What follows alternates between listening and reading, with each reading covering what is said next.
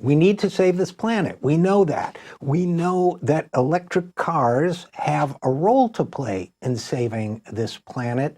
What would you think if I told you that the oil industry is working to block electric cars? You might not be surprised, but what might be missing from your knowledge armory on this issue is the nature of some of that opposition. Our next guest is going to help us out with that. Gavin Bade he's been on the program before in his previous position as a staff reporter with Utility Dive. He is now with the pro-energy team at Politico, where he has written a piece that I have in front of me now entitled, that was given the headline, "The Oil Industry versus the Electric Car." So without any further ado, Gavin, welcome back to the program. Thanks so much. Glad to be back, RJ.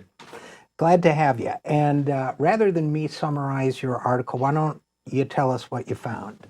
Absolutely. So what we found at Politico is reviewing state commission filings from utility regulators. Every state has a utility commission that regulates how their utilities, their electric, gas utilities, deliver power to their customers. And what we found is that throughout 10 states, at least, that we've seen over the past 2 years, oil industry groups are coming in and they're arguing against utility plans to build out electric vehicle charging stations. So this comes on top of some of the oil industry lobbying that gets more headlines in Washington. You know, opposing electric vehicle infrastructure, arguing for higher fees on electric vehicles, things like that. There's certainly opposing electric vehicle tax credits here as well, but what we wanted to do was pull back the veil on what they're doing at the state and local level, because we think that this is kind of a breaking point for whether EVs can take off or not. We think by next decade, analysts tell us, electric vehicles will be cheap enough even to, at the cheapest levels of vehicles, your subcompacts, your compacts, they'll be competitive with gas-powered vehicles. The one thing that can stop it, from the oil industry's perspective, is if there isn't enough charging infrastructure to make people feel comfortable about driving these cars. So what they're trying to do is go into these state commissions and say, you shouldn't let utilities build out charging stations. You shouldn't charge all of the electricity ratepayers for the cost of building these charging stations, because of course right now electric vehicles are kind of a luxury item. They're the Teslas, the Chevy Volts, they're a little bit more expensive. Right. So they're doing this across 10 states, and the people we talk to think that this trend is only going to accelerate in the future as this kind of war for the transportation future between utilities and oil industry groups, as that kind of heats up more. You know, it's interesting, Gavin, because when I was living in California, which I was until 4 years ago, I thought about buying not a Tesla, but a Chevy Volt or something. And I looked at the location of the charging stations. It was really one of the things that, besides cost, it was one of the things that convinced me not to get one. I am, not the most serene person in the world. And, I had this mental image of going out to the Central Valley or going out to the mountains or someplace and getting stuck because the range is somewhat limited, where they can go, how far they can go without charging. So it actually was for me, and I'm sure for many other people, a decision point. The availability of the charging stations was very much a decision point. And I think that's right, that it is presumably a decision point for people, right? Yeah, absolutely. The term for this it's called range anxiety, and it's something that we hear about. It's a sticking point for people, for almost anyone who's trying to buy an electric vehicle. You want to know that even if you decide to take a road trip, even if you decide to go up into the mountains or something, that your vehicle is going to make it back home. And in many cases, electric vehicles may be good for about 80% of your transportation needs if you're an average American, but you still want to be able to take that road trip, right? So that's one of the things that electric utilities in many parts of the nation are really trying to combat. They say, we have a chicken and an egg problem here. The cars are getting cheaper. Some private companies are building out electric charging stations, but until you have a real network of charging stations, something, as robust as the gasoline charging network we have with gas stations and the like, they think we're not going to see the uptake that we probably need to combat climate change in this nation. So utilities, they want to build out these charging stations, one, because every electric vehicle that's on the system is more power demand for them to serve, right? They're selling more power, it's good for them. And then they're also proposing in many cases to bill their electric ratepayers for the cost of building these charging stations. So whether or not you drive an electric vehicle, you would be paying on your bill each month to help finance the construction of these stations. And that's a very contentious thing. It's not only oil industry groups who have a problem with that. There are, consumer advocates and, utility watchdogs who think the, electric utilities have gone too far in trying to propose these charging stations. So it's not just the oil industry, but they have really stepped up their lobbying in the last couple of years to combat these charging stations. And again, we're talking with Gavin Bade of Politico about the oil industry versus the electric car. And but let me ask you a question, and I honestly don't know the answer to this. When the utilities build infrastructure to carry power up to mountaintop homes at the, in Beverly Hills, at the top of the hill, or in anywhere else in the country, every time a new neighborhood is built, power lines are put in. Now, are the homeowners charged for those power lines, or isn't the entire universe of customers charged for delivering power to that new customer base? It's the latter. You're absolutely right. When a utility builds a power line or a substation or any other sort of power infrastructure today, they charge, and typically will charge their entire, what's called their rate base, their entire customer group for that. So their argument is this is just another piece of power infrastructure, just like a transmission line, just like a distribution line. And so we should be able to charge everyone for it. Not only that, but they say if we have a lot more electric vehicles on the system, people's bills actually may go down at their households because you have a set amount of electricity infrastructure you have to pay for. But if there's more demand, if there's more more charging, electric vehicles that are charging along with all of the ratepayers, well then everyone's bill could go down a little bit. So they say that there are benefits to ratepayers of them trying to get out in front of this electric vehicle transition. Do we know how much it costs to build a charging station? I'd be curious to know. I mean, if we're talking about millions of dollars, it's one thing, but if it's $50,000, it's another. So do we know what kind of expense we're talking about here? I have to say I don't know how much for each charging station it is, but let me give you an idea in terms of rate, in terms of like your electricity bill. So early this year in Maryland, actually it was proposed last year. So last year, the Maryland utilities, there are 4 of them, they proposed to build, I think it was 24,000 electric vehicle charging stations. It would have been the largest utility build out outside of California, where they have some, which is just a different case that we can get into. But this was 24,000 charging stations that they were trying to build, and they estimated that it would cost ratepayers between 23 and I think 42 cents per month on their bill. So it's less than 50 cents for the second largest utility build out of charging stations in the nation. Now, the regulators in Maryland, they thought even that was too much. It was hundreds of millions of dollars over the next few years, and they said that's a lot of charging stations. And if we let you do all of that, then you might actually be taking up market share from private companies who can also come in.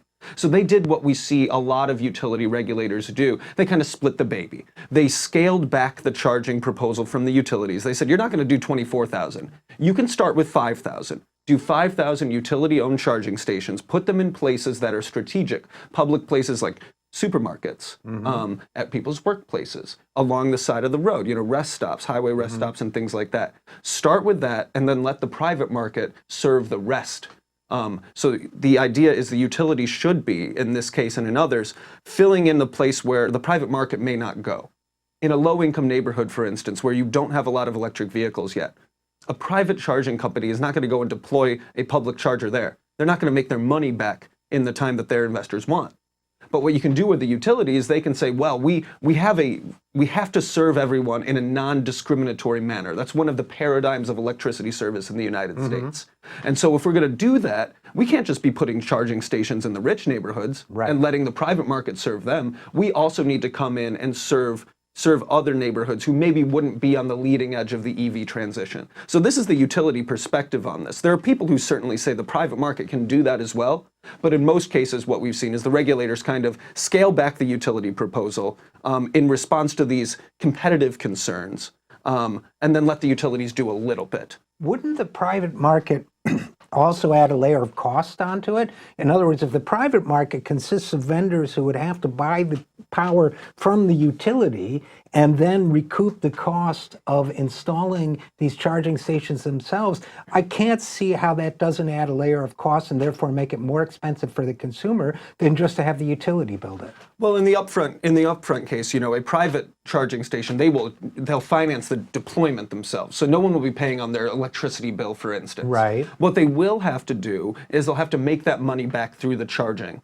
So when you plug your Tesla or your Volt or your Leaf into one of these charging stations, the rate of electricity that they charge you is going to be slightly higher than like the going rate on the grid, right? Because they're going to need to make their charging money back. Right.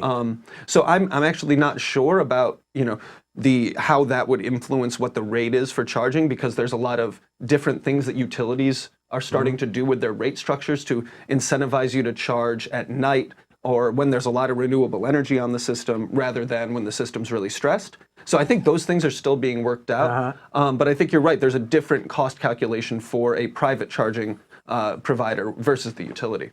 And there's a different distribution of who bears the cost, which is something worth looking at. Are you just taking Maryland as an example? Are the utilities there publicly or privately owned? Privately owned. So there's a weird ideological thing I'm struggling with, which is if the utility builds it, it's already the private sector. It is. It is. But, utilities like that exist in Maryland. We have the regulatory paradigm is kind of unique in the utility industry, as you well know. It's that, these, in this case, they're what's called investor-owned utilities. So they're owned by private companies, but they're very heavily and directly regulated by the state. That's true. When we built out the electricity infrastructure in the early 20th century, this was kind of a deal that the providers back then, the big electricity providers, struck with a lot of progressive activists at the state level. They said, well, don't municipalize us, don't nationalize us and turn us into a public power company. Many of those exist, by the way. Public power companies, electricity co-ops, whatever. But the private companies said, don't do that to us, but in exchange, we will take direct state regulation. So whenever we want to make an investment, we have to go and ask the regulators if it's prudent. So that's the discussion they're having now. Are these these EV charging stations, are they a prudent investment for an electric utility? Because it is a different type of infrastructure than what they've been building before. No, that makes absolute sense. So let me ask you, first of all, you mentioned 10 states. What are some of the other states? Oh, yeah, absolutely. So, we saw a big uptick in some Midwestern states where utilities are starting to propose charging build-outs. So Illinois, Kansas, Missouri, Minnesota, they all had different action from different oil-aligned groups in the past year. So we're talking about, household names like the American Petroleum Institute, API. We're talking about people who viewers of your show may be familiar with, people like Americans for Prosperity and other Koch-aligned groups. Obviously, the Koch brothers, big, huge in the fossil fuel industry and making gasoline and refining. They don't want to lose their market share, right? The same thing with AFPM, the American Fuel and Petrochemical Manufacturers, another trade group for gasoline makers and makers of petrochemicals. They're intervening in multiple states as well. And it's interesting because when I talk to state regulators, they see this uptick in oil industry lobbying, but they also seem to find that, even Republican regulators have said these arguments are underdeveloped. When they do scale back their proposals, the utility proposals, they're mostly responding to consumer advocates, to private charging companies, and they're responding to concerns about the competitive nature of utility investments, about the ratepayer cost. But the head regulator in Maryland, he's a Republican. There's a Republican governor there, and they're certainly more on the liberal side of the Republican Party. But he said, I view these as parochial concerns over market share from the petroleum industry. He said they didn't influence his decision in that case at all.